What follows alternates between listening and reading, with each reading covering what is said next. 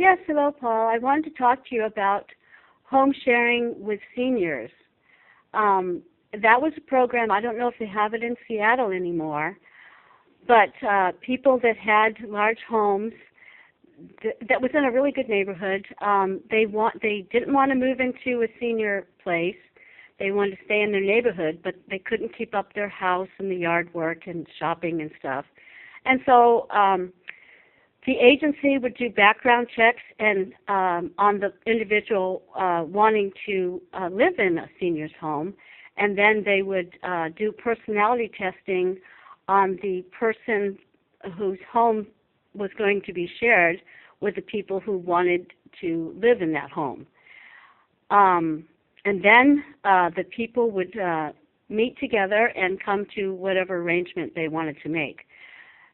So that's kind of the idea that I had, but to do it in a different way, which would be Christian home sharing. I think it's really sad that people were getting a stipend just to keep their home available for homeless kids, and now that program's gone. But anyway, we could bump it up better by, felons. Many of the people that end up going to jail and making bad choices, a lot of them have come from terrible home situations as children, and so they got involved in the wrong activities, and then they're always around the same people, and that's even true nowadays. Or they were a teenager and they made poor choices and chose, even if they came from a good home. But anyway, when they get to a point where they're homeless and they have to go to parole or probation meetings, they have counseling, they have to get a job, the probation officer could come over any time and test to see if they're drinking or drugging. So I would think, the altar has a very high, 83% success rate of getting people off of meth.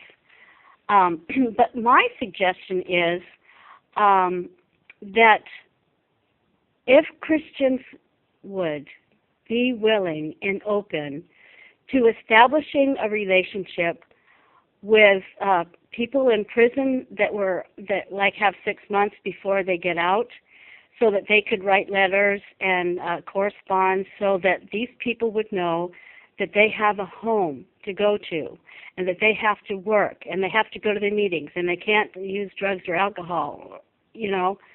I think that would be wonderful, because recently, I've had a very difficult 25 years, and anybody that knows me, they haven't liked me.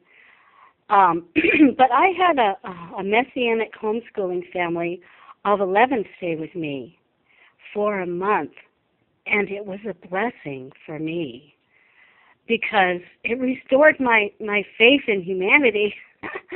I had people to talk to and listen to. I enjoyed their beautiful family. They are just very wonderful. The dad's web page is http://commandmentsofyhwh.org, and the mom's is www.sisterjenny, the F and the J are capitalized.com. And now they have since moved into their bus, but they really appreciated coming and staying at my home. Otherwise, they were going to sleep in their very small van. But actually, they did me more of a blessing just by being associated with them, and they adopted me, and the kids come over, and I just love it. So anyway, when we open ourselves up to help other people, we're the ones that get the blessing. And the Christian Community Coalition, I think that they should really pray hard about this and decide that this could be something that they could do